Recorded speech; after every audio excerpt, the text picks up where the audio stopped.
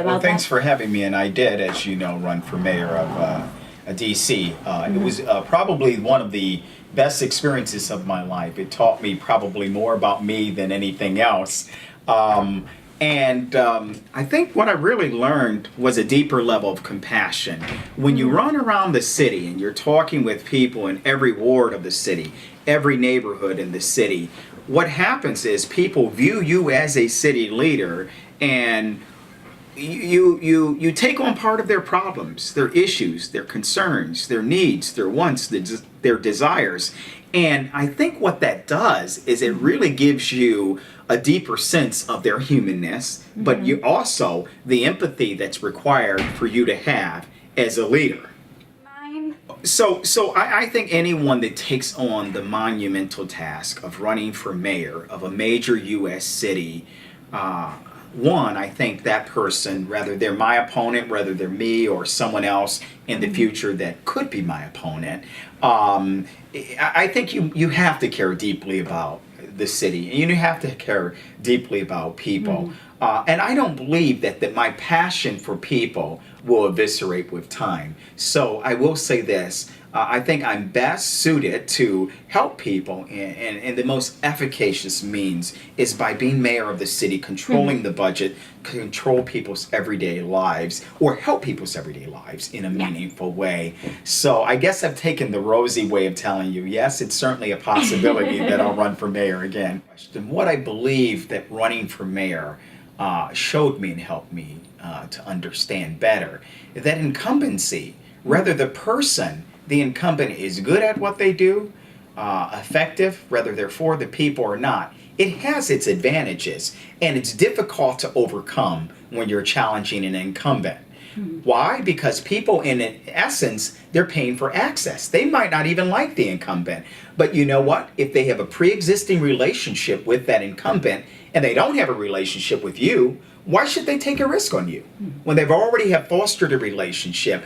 And I don't think that furthers the ends of democracy. I believe what we need are people in a democratic society that are elected by the people, that truly understand that they're a public servant that works for the people.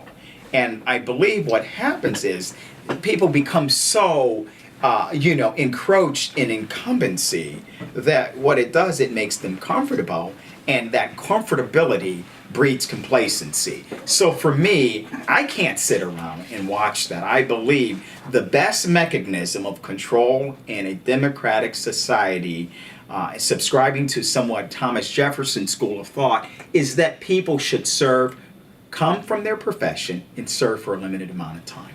And so this is going to be an arduous process, and nothing fun about it, but the only victory that you get is at the end, knowing that you have moved the pendulum of democracy just a little bit. On March 6th, we will give arguments before the Board of Elections. Our law that was written is now in the Federal Register. It's required by law to be in the Federal Register for a certain term of days prior to me giving public argument in front of proponents and opponents. So I will give a brief explanation of what the law is, and I'll give you that in just a second. And then I will then argue against the opponents of the law and explain to them why this is a beneficial law. The law as we proffered it to the public will be this, that anyone that serves in the office of mayor, attorney general, chairman of the DC Council, or any elected school board member will only be able to serve 2 full consecutive terms, meaning they will only be able to serve a total of 8 years. Now, just for purposes of clarity, this will apply retroactively too. That means that conceivably, if a council person is in his or her last term of 4 years, that person can't say, hey, the law starts now, prospectively, and hey, look, now I'll be able to serve 16 years conceivably. No, it would apply retroactively upon the approval of the voters at the ballot box. Now, on March 6th, if we are successful in arguing that the subject matter is sufficient to move forward for voters to make a decision on, we can get some legal arguments in between there.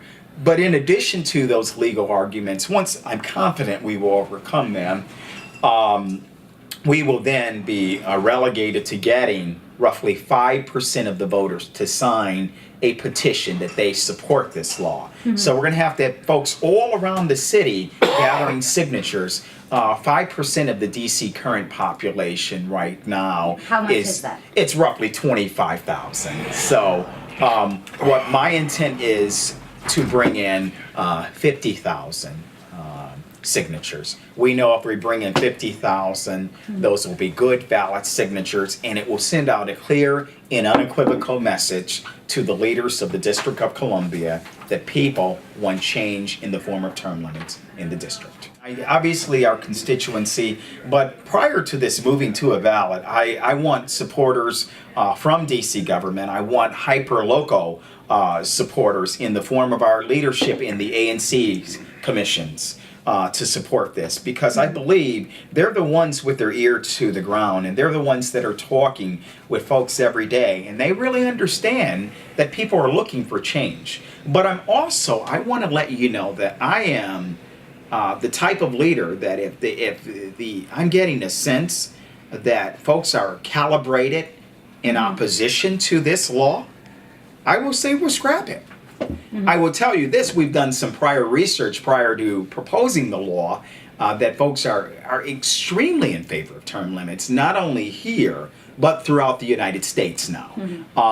We know that 39 states have it. The district is moving closer now than it's ever has. You know, we have currently pay our taxes, but we don't have representation here in Congress. So now we've been fighting for statehood for quite some time, and I will tell you this, we've got more congressional support right now for statehood than we've ever had. What better way to show Congress that we're prepared to be a state than by putting term limits in place like the majority of the states have? No, it's never too far to shoot. It truly is my hope, dream, aspiration that someday we can regulate our federal legislators, the Congress and the Senate, to ensure that we don't have people doing life terms, that we do get new exchange and free ideas and have a robust marketplace of ideas of elected officials. I believe it is arrogant to believe that you're the only one that have the right answers for 25, 30, 40 years. Come on, folks. There's a billion plus people on the planet. Yeah. Come on.